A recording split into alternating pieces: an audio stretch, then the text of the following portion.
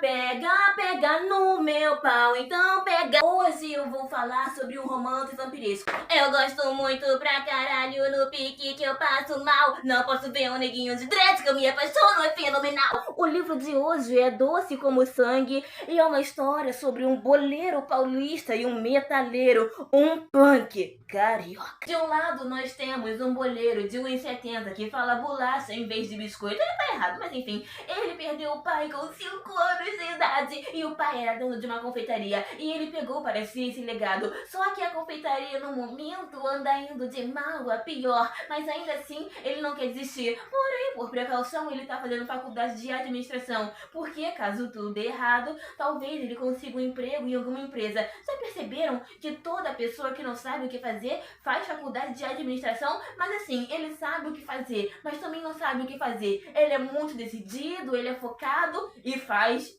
administração. E do outro lado nós temos um fluminense de 1,80, pretinho café, sabe? Ele tem o braço todo tomado de tatuagens, tem dreads no cabelo. Gente, que viado gostoso. Desabafo do dia, meninas. Que viado gostoso. Nossa, gente, que homossexual maravilhoso. Esses dreads são brancos. Ele tem também um sorriso encantador, é extremamente engraçado. Flertando mesmo, não é implicando não, é só dando descaradamente em cima de você.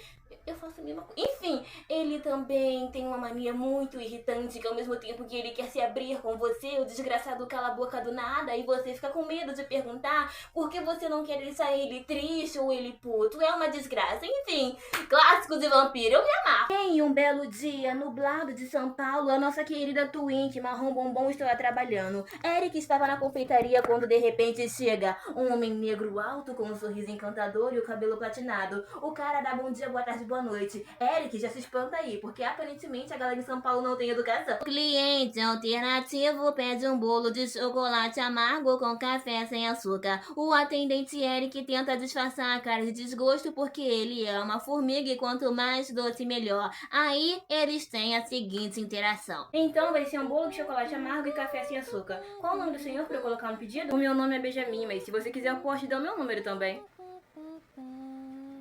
E qual vai ser a forma de pagamento? A forma de pagamento vai ser via Pix. Vai ter o WhatsApp na nota? O nosso querido paulista é um homem forte e ele não vai se deixar levar por um bíceps tomado de tatuagem e um sorriso bonito. Não, ele foi mais forte que isso. O que ele fez? Ele ignorou o cliente e continuou com o trabalho. Quando deu a hora de ir pra casa, ele foi pra casa. E chegando em casa, ele encontrou a sua melhor amiga, Samantha, uma mulher negra, trans e feiticeira. E lá ela pega na mão dele e fala: Twink, senta que eu tenho um babado forte pra te contar. Quando eles se sentam no sofá, ela olha no fundo dos olhos dele e fala: eu não estou me adaptando à faculdade de São Paulo, então eu decidi voltar para o meu país, o país do pão de queijo, Minas Gerais. Aí, o nosso queridíssimo Twink, ele fica tipo assim: meu Deus, por que você vai voltar? O que tá acontecendo? Por que você não tá habitando aqui? O que tá acontecendo? O que aconteceu, cara? O nosso querido paulista, ele entra em desespero. Afinal, de repente, ele vai perder a melhor amiga e colega de quarto. Gente, eu acho incrível você morar com seu melhor amigo e não sair na porrada com ele nenhuma vez. Tipo assim, eu amo o Gustavo, mas a gente morando junto não ia dar certo. Não ia ser uma coisa boa pra nossa amizade. O nosso boleiro paulista não estava surtando puro e unicamente porque agora ele vai pagar um aluguel sozinho em São Paulo, o que por si só já é muito triste. Ele estava surtando porque ele estava preocupadíssimo com a saúde mental da sua colega, porque ela não se dá muito bem com a família dela. Eles brigaram antes dela ir embora, então ele tá preocupado que a galera faça ele enlouquecer de vez. Mas ela falou: olha, mesmo a gente se odiando, se matando e se morrendo, no ruim a gente se ajuda. A minha família chama a faculdade não muito convencional pra eu ficar por lá, eu vou ficar bem, vai ficar tudo bem, eu não vou me matar. Pode dormir tranquilo, quando você acordar não vai ter surpresa. Bom, no final de tudo ele aceita não aceitando, porque não tem nada que ele possa fazer pra evitar que ela vá embora. Então ele aceita com o olho cheio de lágrima, mantendo a postura de viado malvadão pra não fazer a amiga chorar. Mas os dois estão muito mexidos no final da conversa. No dia seguinte ele vai pra sua escola não, pra faculdade. Aí depois ele vai trabalhar na cafeteria e chegando lá a mãe dele percebe que ele tá meio abatido. Eles começam a conversar sobre a cafeteria. Ela fala: filho, então, esse lugar aqui é uma merda, tá indo de mal a pior e você não pode gastar a sua juventude tentando salvar essa espelunca. Vai viver. E outra, tem um babado forte pra te contar.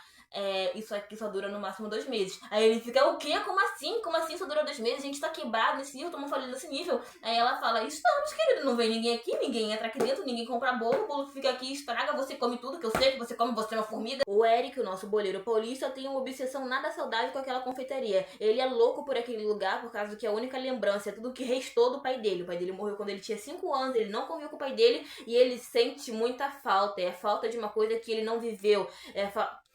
Saudade do que a gente não viveu. Do nada eu lembro desse meme, ele nunca morre pra... Mas é basicamente isso mesmo, saudade do que a gente não viveu. Ele tem uma conexão com aquele lugar muito forte por causa que lembra o pai dele, então ele quer manter aquele legado vivo a todo custo. Só que simplesmente não tá dando pra conciliar os dois. Ele tá estudando muito na faculdade de administração e no momento a faculdade dele tá indo de mal a pior, as notas dele estão só decaindo. Então ele tem que focar em um ou outro. Os dois ao mesmo tempo não dá. E se for pra escolher entre um ou outro, ele vai escolher a confeitaria e vai largar a faculdade. Se bem que se ele largar a faculdade, mas vai ser até bom, porque ele não tá gostando. Ele falou que escolheu administração por causa que ele sempre foi muito focado e organizado na escola, então ele pensou que seria uma boa para ele se profissionalizar nisso, por causa que assim ele poderia conseguir um emprego bom caso tudo desse errado, e também já era uma coisa que ele era desenrolado, então para ele não seria muito difícil.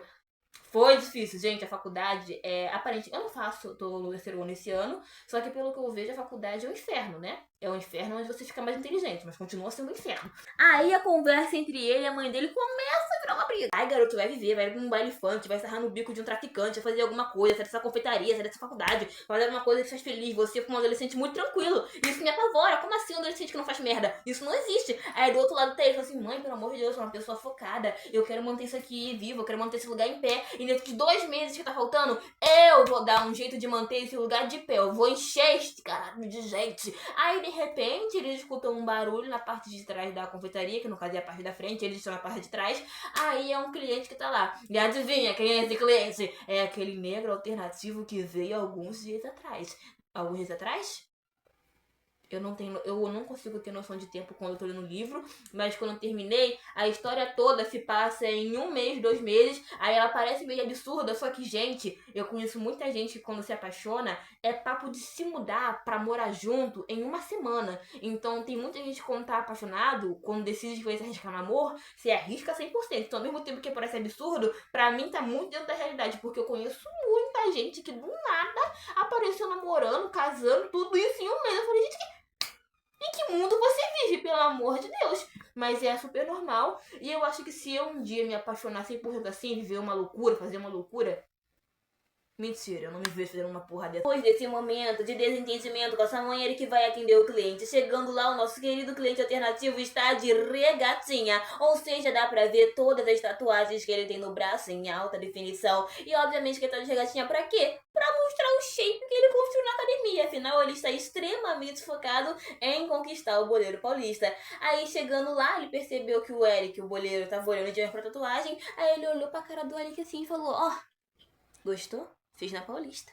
Aí o Eric fica sem jeito, dá aquela risada. O carioca... Ele não é carioca, ele é fluminense. Só que eu tenho mania de chamar ele de carioca. Porque, cara, eu demorei muito pra descobrir que carioca não é quem mora no estado do Rio de Janeiro, e sim quem mora na cidade do Rio de Janeiro. Vitória, isso é óbvio. Não é óbvio, eu só fui descobrir depois de grande. Eu nem sabia que tinha diferença de um pra outro. Pra mim era quem morava no estado do Rio de Janeiro, não na cidade do Rio de Janeiro. E também, quem foi que inventou esse negócio de botar nome de estado e cidade com o mesmo nome? Eu me desviei por um breve momento, mas já retornei. O nosso novinho fluminense estava lá, dando tudo de si, pra conseguir um novinho de cabelo cacheado de São Paulo. Só que o novinho de cabelo cacheado de São Paulo tava se fazendo desentendido de quem não queria nada. Aí teve uma hora que nosso querido punk fluminense olhou para o novinho de cabelo cacheado e falou, ah, você faz tudo por aqui, por acaso? Aí o novinho de cabelo cacheado falou, ah não, isso aqui é meio que um negócio de família. Aí o novinho de cabelo dredado? É assim que se fala dredado quando quem tem dread? É por causa que dredado parece dedado. Aí... Página 21 e 22. Aí o roqueiro falou, nossa, você faz tudo por aqui por acaso? Aí o boleiro respondeu, não, mas faço grande parte. Aí o roqueiro falou, nossa, quando você estava olhando para as minhas tatuagens, parecia pensativo. Estava pensando em quê? Aí o boleiro respondeu assim, eu estava pensando no meu pai. Aí o roqueiro falou, nossa, que legal, ele trabalha aqui também? Aí o boleiro respondeu, não, o meu pai morreu. Aí fica um clima de silêncio, porque depois dessa pedrada, o roqueiro não sabe como continuar dando em cima dele. Eu tenho uma ótima cantada que é assim: bom, já que o seu pai tá enterrado, eu posso enterrar em você também? Então, para cortar aquele clima de merda que se instaurou no ar, o nosso querido Paulista olha para o Fluminense e fala: e aí, qual vai ser o pedido do senhor hoje? Mais tarde, temos um momento de muita emoção quando o Paulista chega em casa e começa a se arrumar para sair uma última vez com a sua amiga mineira. Temos um momento de tanta paixão e amor, não amor romântico, amor de amizade. Porque se a gente parar pra pensar, às vezes o amor na nossa vida são os nossos melhores amigos. Às vezes a nossa alma gêmea é o nosso melhor amigo. Vitória, mas eu queria um romance. E quem não quer? Mas às vezes a triste verdade é que o amor da sua vida é a sua melhor amiga. É aquilo que eu falo e ninguém acredita. O que Deus uniu, que é o quê? Um homem gay e uma mulher viado. Nem o diabo separa.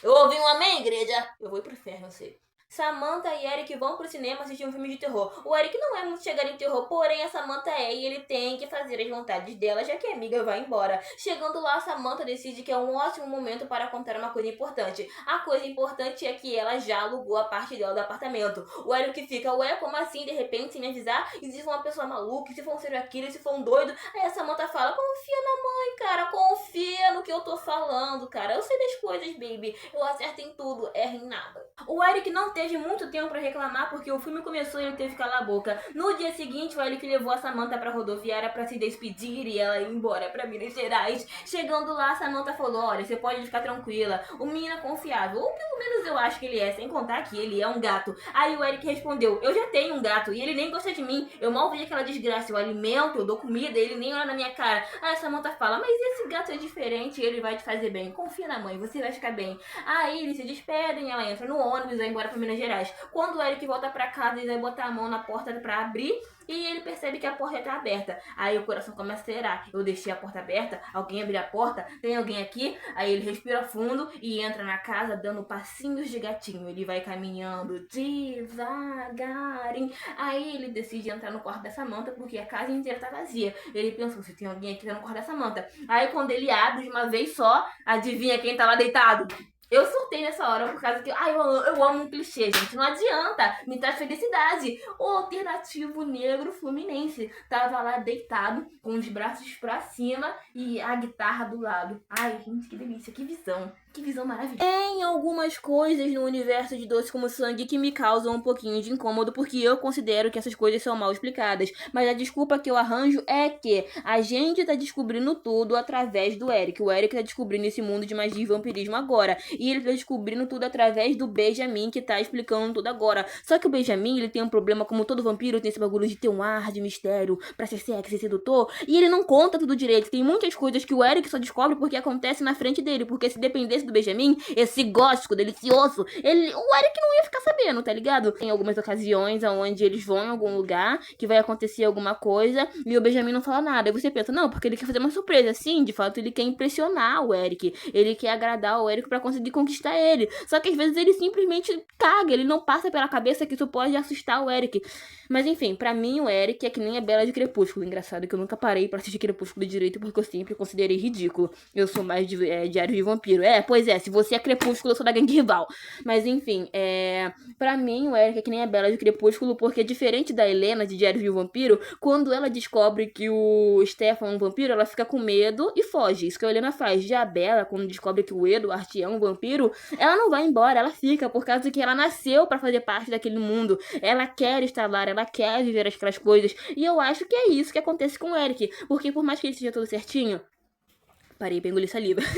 Por mais que ele seja todo certinho, não queira se envolver com essas coisas, esse universo de vampirismo e magia é uma coisa que deixa ele vivo, sabe? É tudo muito interessante, é uma coisa que obriga ele a ficar fora da caixinha dele, faz ele respirar, por causa que o Eric, ele é muito quadrado. Ele segue tudo na ordem dele, no plano dele, e o Benjamin serve pra divertir a vida dele, serve pra fazer ele enlouquecer um pouquinho, e enlouquecer saudável, principalmente quando você é jovem. Todo mundo nesse livro é muito preocupado com o Eric, por causa que ele é um antissocial, que não sai de casa, que não fala com ninguém, e que é muito focado no plano de vida dele, que não sai por nada. Enquanto o Benjamin, ele tá vivendo. Ele tá curtindo, ele tá aproveitando. Sinceramente, eu gostei muito desse livro. Ah, uma outra coisa que me incomodou, um pouquinho nesse livro também é a evolução dos personagens. Os dois personagens têm os defeitinhos que eu achava que não. Até o final do livro, esses defeitos vão ser resolvidos. Só que esses defeitos não são resolvidos. Só que eu passo aquele pano porque será que isso não é pra ser realista? Por causa que tem muitos defeitos que vão morrer com a gente. Tem certas coisas que a gente vai parar de fazer conforme o tempo for passando, porque a gente vai se situar,